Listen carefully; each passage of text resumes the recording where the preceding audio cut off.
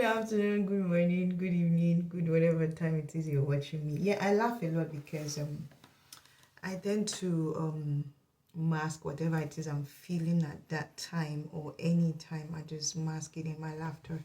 So I'm making this video because everybody has been messaging me, tagging me, like what's going on. And I think even the explanation I did, I summarized it because I kind of felt a lot of people that saw the video of me explaining actually saw the video of me narrating everything that happened on Mrs Funke Ashekun's page, because I also realized that a lot of people are just taking what I said out of the context, and bloggers are trying to well, it's one of those things. And then I'm seeing people saying, oh, I'm trying to bring down the man of God.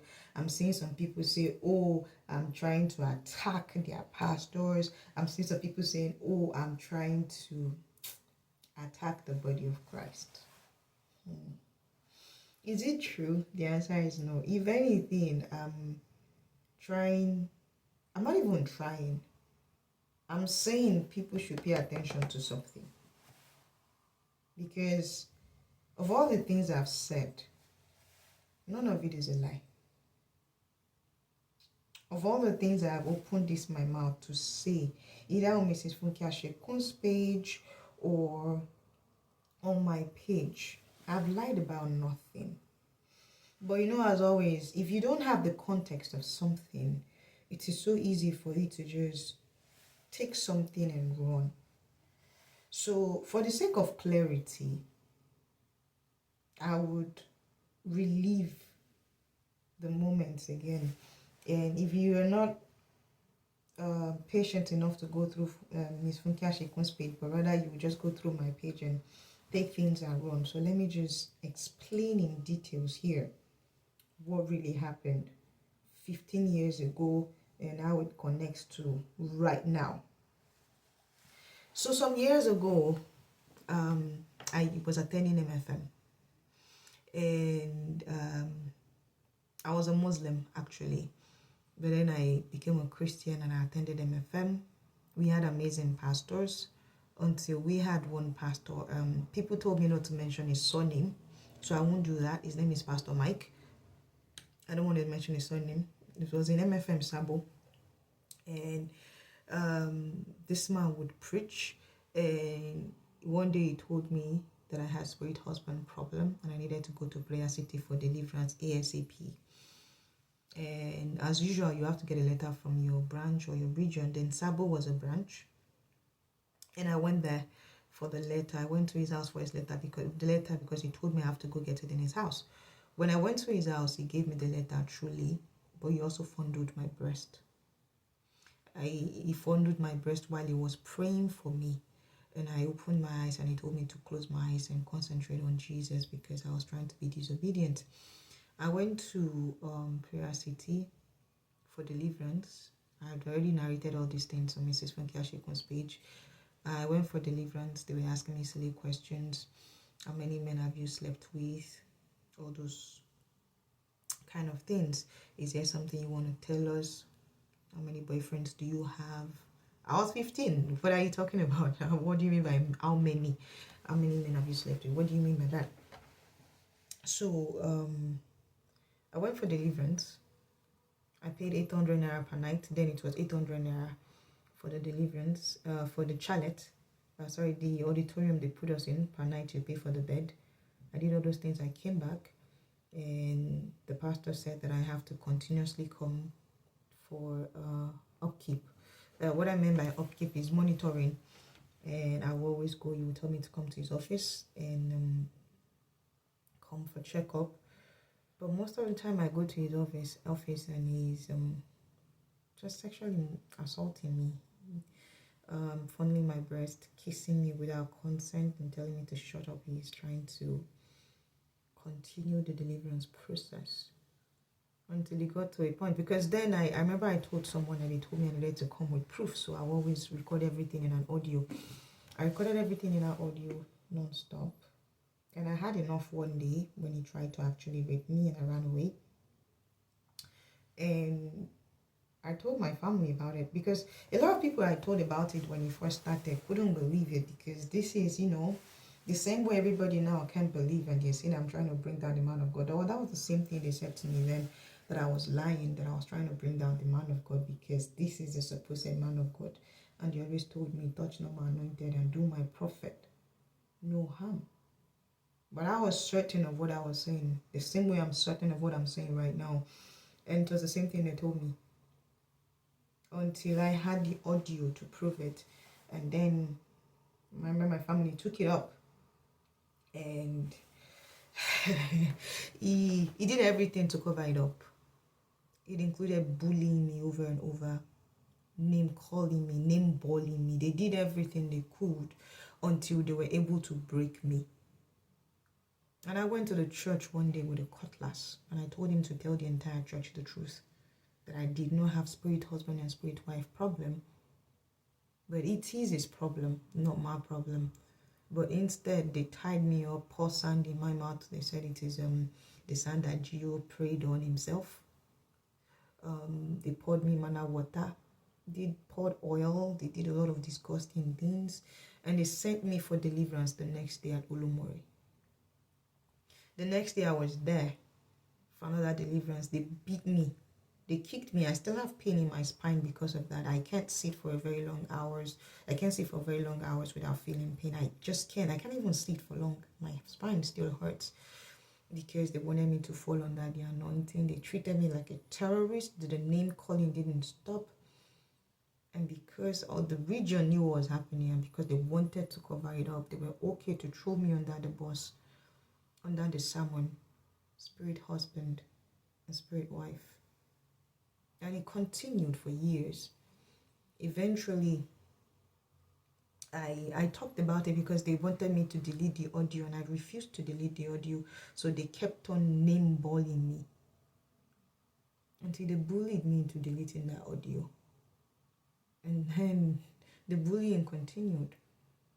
I have cases I remember off the back of my head that I don't even want to walk through, of them saying I have spirit husband, until later one of the regional overseer for Olomori came and said that the regional pastor said I had spirit husband years after the event, and they tricked me to go in for another deliverance. And I got there and they said I had spirit husband, and they brought the book on spirit husband and spirit wife. I remember Pastor Biola. He's a good man actually. And he convinced me to stay for the deliverance, that I had spirit husband even when I didn't. And it continued. Everybody brought the book of Pastor Nick Olukoya and he said, this is the deliverance they do. I've gone for deliverance at Prayer City. That it means there's still residue. And it continued for years. And I was named Bald, the same way you all are doing what you're doing right now and bullying me right now. That's the problem. I've gone through this before. So I can tell you the possible next thing that will happen because I've gone through it. I had people cursing me out. I had people sending me away. I had people telling me they don't want to see me. I lost friends. Nobody would even sit next to me except for my siblings. I was bullied that much. And they made me think I was the problem for the church. All because they were certain that their pastor, Dr. D.K. Olukoya, wrote a book on spirit husband and spirit wife. And he taught them they have school of deliverance on it. They have all these things on it. And it kept on going. It wasn't something that happened within the space of 1 year. It was a continuous process. And if there's anybody that's my classmates, they will testify. I was a terrible student. I hardly go to class. I just didn't want anybody near me because I just had that trauma. The issue kept on happening until I just about had enough of it. And Pastor Biola then became the regional overseer of Olomori. And he called me to his office and he said he wanted to apologize. And I told them to write an official letter admitting to everything that happened and telling me they're sorry. But they won't, because if they wrote that letter, it will expose them.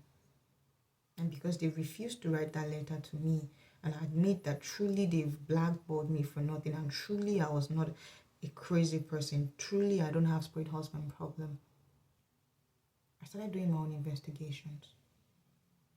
I started reading a lot of books. I started asking questions. I started going to a lot of places. The same book they gave to me from Pastor Dick Yolukoya, I sat down with it and I read it. And I found out that there's no biblical reference for all the categories they've been talking about. There's no biblical references for all these things they've created. So I wanted to know where they were. And I found them inside occultic books. I found them inside rituals. I found them inside demonic books.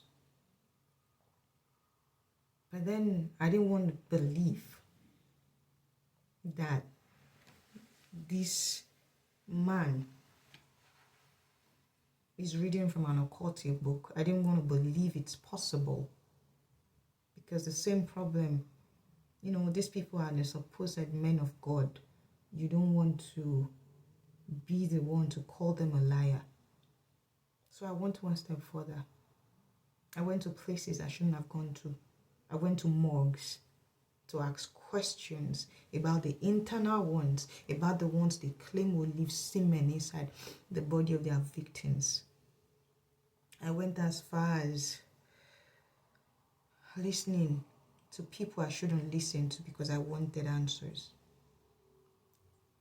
And then I went into science and I realized that there were cases of people with incubus and succubus, but it was in India. And all these patients were diagnosed with schizophrenia. All of them were diagnosed with schizophrenia, and there was no medical reference of a demon sleeping with them. Just schizophrenia. And the moment they placed them on medications, it all stopped. All of them. Certain medications. I started observing the medical implications of those drugs. I started observing the sermons of Pastor Dike Olukoya, the general overseer of MFM, connecting the dots. And lastly, I went to see a therapist. And I asked her, diagnose me, look at me and diagnose me that I have schizophrenia. We had sessions. And she told me I had nothing of such. So I went back to the book again. I went back to all his sermons again on that same topic. And I found out that it has been nothing but a lie from the pit of hell. Now, it is impossible for you to have a demon sleeping with you without a host. A lot of things that have been said, I don't want to preach the gospel right now because that's what's going to be happening eventually if I were to talk about it. It is impossible. And the first time that it all clicked, you've been having years collating your evidences because you don't want to make a mistake. But I did not stop there. I went through with the knowledge that I had, with the knowledge of the scriptures that I had, with the knowledge of a lot of books that I've read. I then looked at the rest of your pastor, the same Pastor Dike Olukoya's sermon. And 80% of them has been nothing but impossible. And I can prove it. It's not just a lie, it is impossible. 80% of them have been out of the context. 80% of them has just been, let me put it this way, satanic. And for the first time, realizing that even the people that tortured me think they were helping me, somehow in their twisted mind, they were certain they were doing the right thing. I just broke down and wept. Where did all these branches and zones and regions get their sermons from? They got it from the headquarters. Where did the headquarters get those teachings from? Who told them that there were categories of demons that was actually raping people while they were sleeping, leaving semen inside of their victims? leaving them with sore vaginas because they've had violent and aggressive sex. So much as to leave semen in their vagina. Where did they get it from? So I started going through the websites of all these international MFM. I checked out their websites and I have them posted there. I have proof at home of different websites talking about it. So that day, I was just too weak. And I just sat in my room and I wept. It's like someone telling you that you have cancer. You need to go for chemotherapy. And they bullied you over and over and over for you to go for chemotherapy for cancer. Only for you to find out that cancer doesn't even exist in the context that they've presented it. How would you feel? I was name-bored for nothing. I was bullied for nothing. I was tied like a goat for nothing. I just suffered for nothing, and I lived my life in pain over a lie.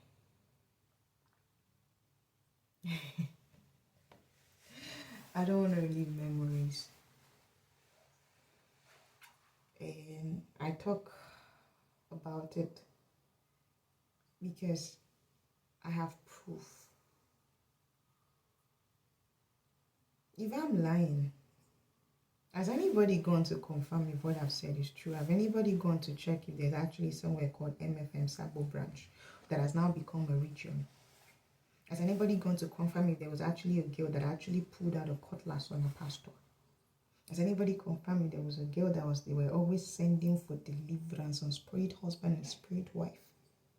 None of you did that. You stood on your tabloids and you're bullying me. I even get death threats. Someone's telling me to watch my back. My days are numbered. Well, I've been through this before. So, it's not new. And I think about it. How many young girls have been sexually assaulted in the name of spirit husband and spirit wives? How many women have been subjected to what they don't have? I have his book. He said he has statistics to show. There was never any statistics. If I am lying, why have I not been sued? And for that reason, for the first time in my life, I started to look at things differently. I started to look at the sermons differently. I started to look at the sermons through the lens of the scriptures, and I realized that 80% of them has been nothing but a lie. And I can prove it. Well, as usual, the oppressor is always the anointed. And the oppressed is a Satanist. But if that's a title you all will give me, you've given me that title before, and I lived my life feeling bad about it. It's not new. Do you understand? And that was why I made that post I made, because when I started to observe things, I was wondering, why is it so easy that every single time people talk about this man, he's always quick to sue? You always find that it is always quick for people from MFM to curse you out. It's always fast for people from MFM to sue. Of all the things I've said, why have I not been sued for it? Why have I not been filed a lawsuit? Why have I not been slammed a lawsuit? If I have lied. But because we're a generation, we're a nation of cowards, it is so easy for people to pick you one by one, take your sons and daughters one by one and abuse them and molest them sexually, molest them emotionally, abuse them emotionally. and hide under God. And they tell you God will judge you. Let me tell you one thing that I used to experience when all those things was going on. I hated God with a passion. Do you know why I hated God? Because every time I look into my thought, into my conscience, I'm certain, as I'm certain right now, that those events happened. I'm certain that those events are wrong. But you're telling me that I'm the problem. They kept telling me that I'm trying to destroy the body of Christ. And I told God then, you are the God of evildoers, because in you, evildoers find their refuge. And I'm asking, how many more children will be subjected to the sermon and deliverance on spirit husbands and spirit wives when they never had it? You know, what I read in the book of one of the occult that I read is that for a demon to actually rape you, because they're spirit entities, they need a body, they need a host. And let me cite you an example. When I listened to Pastor D.K. Ozulukoya's sermon, because he's the general overseer of MFM, where he said that there are some instances where women have actually had semen being deposited into them by a spirit husband. Is he saying that we found the DNA of aliens? Because inside a semen contains chromosomes and DNA samples. How is it possible for a demon to rape and leave semen? He made reference to astral projections. So when you leave your body, with what will you release semen? If you leave your body to rape somebody, RAP somebody, with what would you release semen? With what would you have sexual intercourse so much that the victim then starts to feel pain?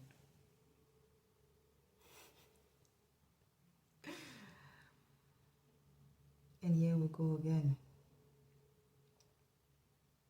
I came out. And that's the funny thing. I told someone about it. And you all come and start saying that I'm trying to pull your man of God down. Your man of God has a mouth. If I'm lying, why has he not sued me? Think about it.